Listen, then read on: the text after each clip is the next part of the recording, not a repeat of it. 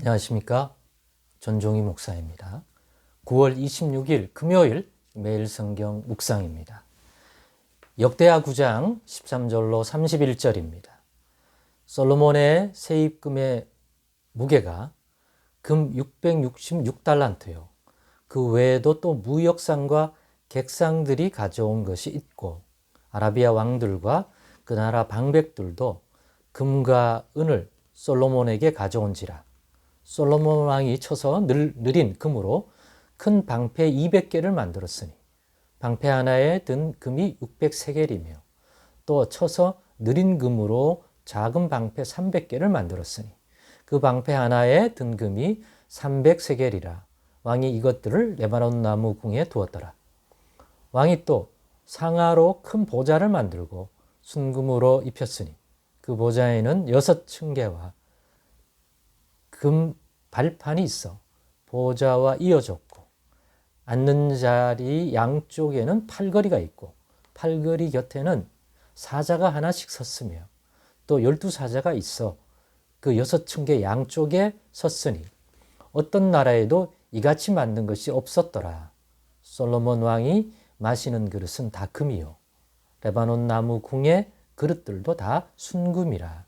솔로몬의 시대에 은을 귀하게 여기지 아니함은 왕의 배들이 후람의 종들과 함께 다시스로 다니며 그 배들이 3년에 1차씩 다시스의 금과 은과 상아와 원숭이와 공작을 실어 옮이더라. 솔로몬 왕의 재산과 지혜가 천하의 모든 왕들보다 큰지라. 천하의 열왕이 하나님께서 솔로몬의 마음에 주신 지혜를 들으며 그의 얼굴을 보기 원하여 각기 예물을 가지고 왔으니 곧 은그릇과 금그릇과 의복과 갑옷과 향품과 말과 노새라. 해마다 정한 수가 있었더라.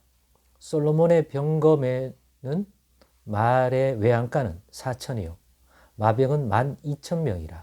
병거성에도 두고 예루살렘 왕에게도 두었으며 솔로몬이 유브라데 강에서부터 블레셋 땅과 애굽 지경까지의 모든 왕을 다스렸으며 왕이 예루살렘에서 은을 돌같이 흔하게 하고 백향목을 평지의 뽕나무같이 많게 하였더라. 솔로몬을 위하여 애굽과 각국에서 말들을 가져왔더라. 이외에 솔로몬의 시종 행적은 선지자 나단의 글과 실로 사람 아이야의 예언과 선견자 이도의 묵시책 곧 이도가 느밧의 아들 여로보암에 대하여 쓴 책에 기록되지 아니하였느냐. 솔로몬이 예루살렘에서 온 이스라엘을 다스린 지 40년이라. 솔로몬이 그의 조상들과 함께 자매 그의 아버지 다윗의 성에 장사되고 그의 아들 르호보암이 대신하여 왕이 되니라. 아멘. 네, 오늘은 어제 본문의 제목과 동일하게 솔로몬이 누린 복들이 주는 교훈 두 번째 나눔을 갖겠습니다. 어제 소개된 솔로몬이 누린 복보다 오늘 소개되고 있는 솔로몬의 누린 영어와 복이 적어도 물질적인 어떤 크기와 또 단위로 보면 훨씬 더 많이 크게 내용만 보면 더 풍성하게 소개되는 것 같습니다. 금, 은, 상화, 공작들, 자기가 마시는 물잔도 순금으로 만들 정도로 오죽 물질적 축복이 넘치면 아니 물잔 정도는 물 마시는 그릇 정도는 금으로 만들지 않을까요? 근데 흔하니까 그냥 그것도 금으로 만들어 이게 되는 거죠. 특히 본문 27절에 예루살렘에서 은을 돌같이 흔하게 하고 솔로몬 왕이 백향목을 이거 귀한 나무라 궁이나 임금이나 또 성전을 지을 때 쓰는 그런 고급 나무거든요. 근데 이러한 백향목을 평지의 뽕나무같이 그러니까 이스라엘 가운데 예루살렘에 흔한 게 뽕나무예요.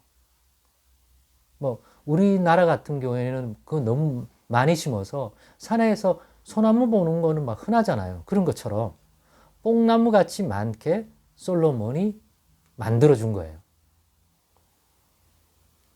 그 정도로 솔로몬이 누렸던 이 부귀와 영화와 물질적 축복과 또 나라의 경제력과 외교적인 모든 면에서 최고의 정점을 찍는 복을 누렸습니다.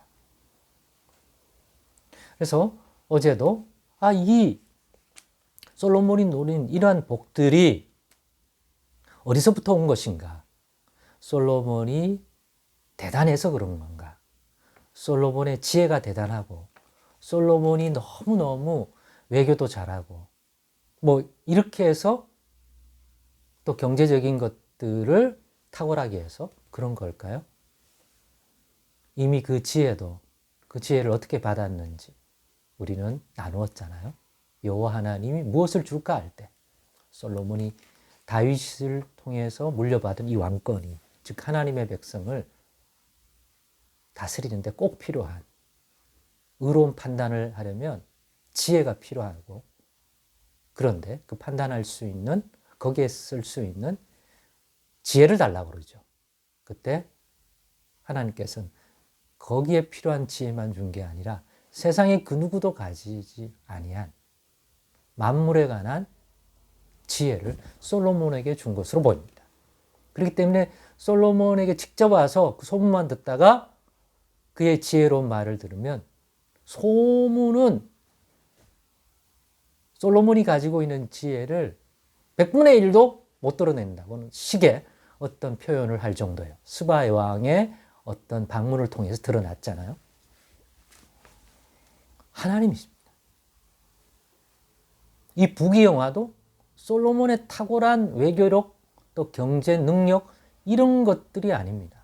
하나님께서, 우리 하나님께서 솔로몬에게 약속하신, 말씀하신 그 말씀대로 이루어 준 것입니다. 이것을 통해서 우리는 솔로몬의 능력이 대단한 것이 아닌 무엇이 대단하다고 꼭 깨달아야 합니까? 우리 하나님이 자기가 약속하신, 또 자신의 입에서 말씀하신 그 말씀으로 주신 것에 대하여 신실하신 분이라는 사실, 반드시 그렇게 말씀하셨다면, 그렇게 약속하셨다면 반드시 지키시는 거라는 거죠. 이런 부귀와 영화를 누리게 하신다는 것은 이럴 능력을 가지고 계시다는 거고, 그럴 수 있는 능력의 하나님은 유일하신 참 하나님, 그 하나님밖에 없습니다. 우리 하나님이 만물을 다스리는, 또 만물을 지으신 유일하신 하나님입니다. 그 하나님이 또한 인격적으로 볼 때, 인격적인 관점으로 봤을 때 자신의 입에서 나온 말씀을 반드시 지키는 신실하신 하나님입니다. 인간은 두 가지 어떤 문제점 때문에 말을 하고 약속하더라도 못 지켜요.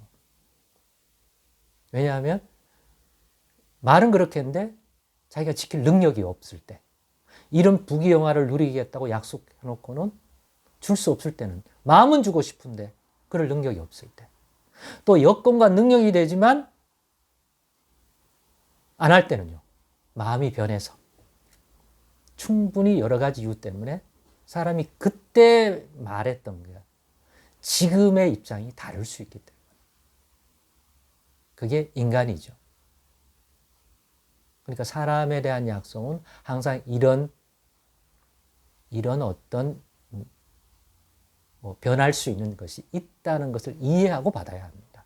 그러나 우리 하나님의 입에서 나온 약속과 말씀, 그래서 우리에게 주신 것은 어떻게 해야 됩니까? 솔로몬에게서 보듯이 그 하신 말씀에 신실하셔서 그 말씀대로 이루시는 분이다. 그것이 솔로몬에게 주신 이런 풍요로운 부귀와 영화의 복이든지 지혜든지, 아니면 진노하셔서 하나님이 심판하시겠다든 말이든지, 반드시 그 하신 말씀을 지키시는, 그 말씀에 신실하신 하나님이라는 것 잊지 마시고, 만약 예수 안에서 하나님이 예수 믿는 자들에게 약속하신 복과 은혜에 대한 내용을 깨닫고 받는다면 반드시 믿으십시다.